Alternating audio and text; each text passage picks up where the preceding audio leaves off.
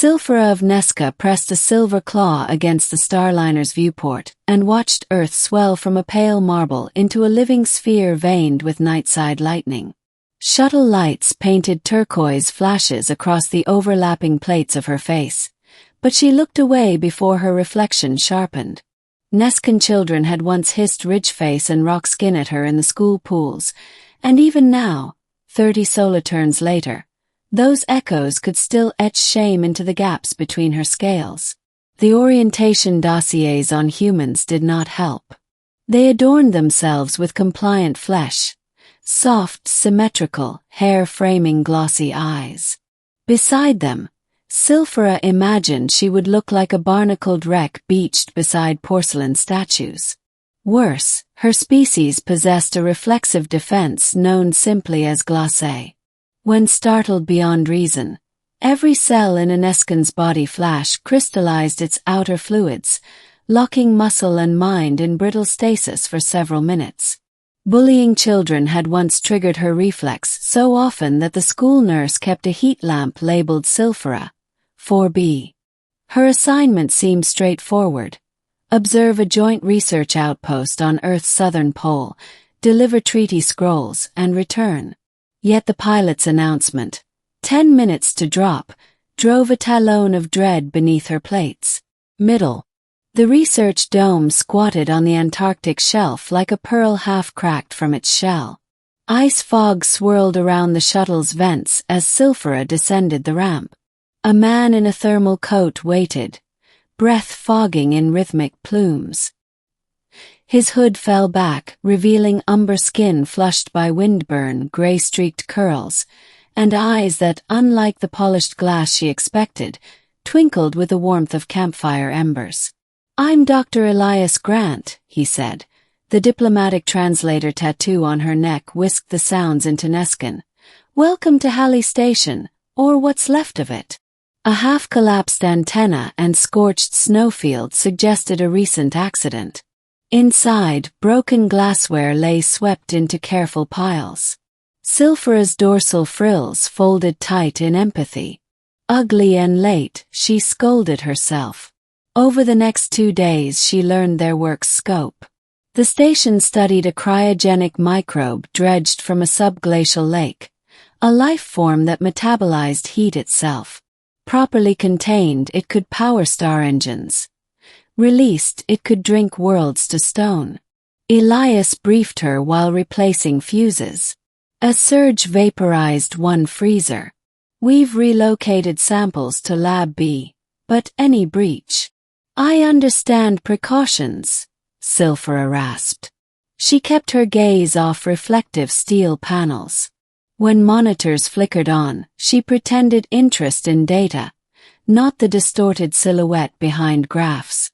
Still, she felt Elias watching her the way scientists watched auroras. Curious, unafraid. On the third evening the generator hiccuped. Alarms shrieked. In Lab B a canister hissed white plumes. The microbe, tasting freedom, devoured warmth. Frost raced across benchtops toward technicians' boots. Silfira lunged into the storm. Nescan blood ran sub-zero. She could channel internal cold. With a sweeping arc of her arms she exhaled twin torrents of nitrogen-heavy breath.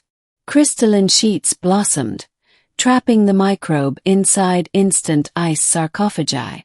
Humans stared. She imagined their horror. Reptilian stranger belching winter. But Elias stepped forward, eyes wide not with fear but wonder. "That was beautiful," he whispered. The word detonated inside her psyche. No one, human, Nescan or otherwise, had ever applied it to her. Shock vaulted past reason.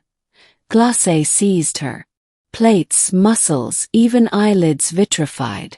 Silfira froze mid-kneel, a living statue draped in frost. Technicians gasped.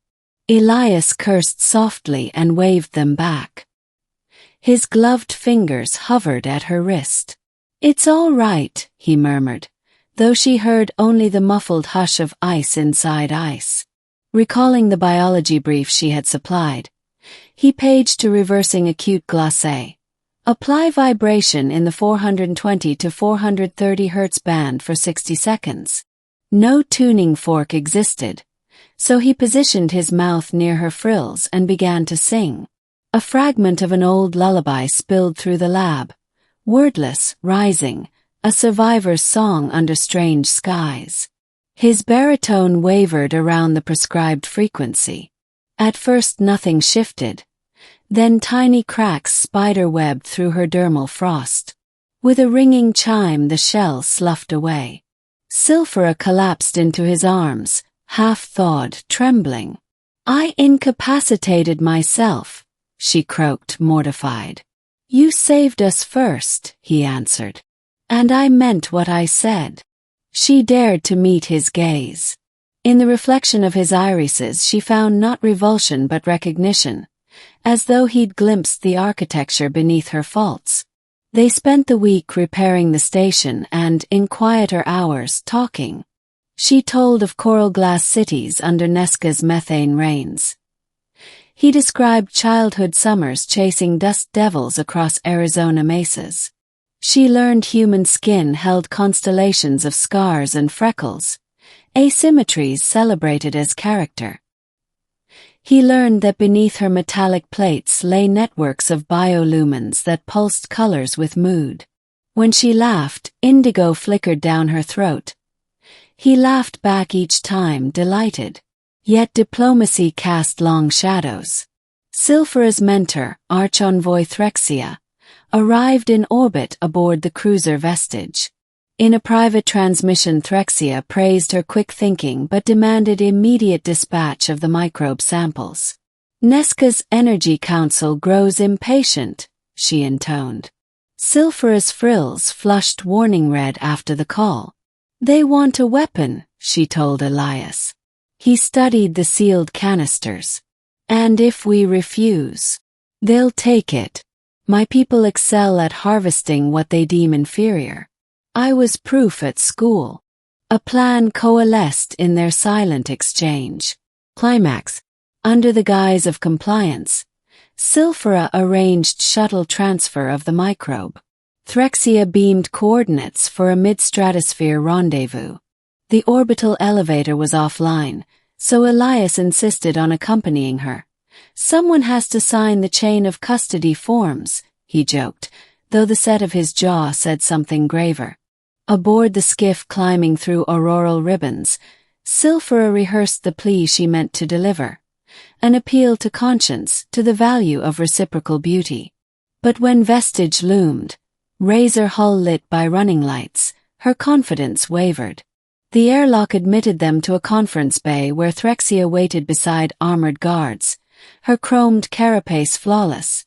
Everything Silphira once wished she resembled. "You will hand over the canisters," Threxia said, "and jettison the human before departure." Elias's eyebrows rose. "Charming hospitality." Silphira stepped between them. "Arch-Envoy, the treaty with Earth forbids militarization of scientific discoveries. The treaty is ink on vapor." Threxia's glare slid over Silphira's cheeks. "Do not embarrass our genetics with sentiment." Elias reached for Silphira's hand. The gentle, public gesture ignited a hush across the bay. Threxia's mandibles clicked in disgust, but violet gold fire raced along Silphira's biolumin lines. She raised the canister as if to pass it, and smashed it against the deck. Vapor hissed. Alarm klaxons snarled. Marines leveled blasters, but she had already dropped to her knees, letting shock and exhilaration spike together. Glacé erupted. She and the blooming plume froze in a crystal globe before the microbe could spread. Guards tried prying the sphere. Their gloves skittered off. Inside the ice, the microbe lay dormant. Threxia shrieked orders.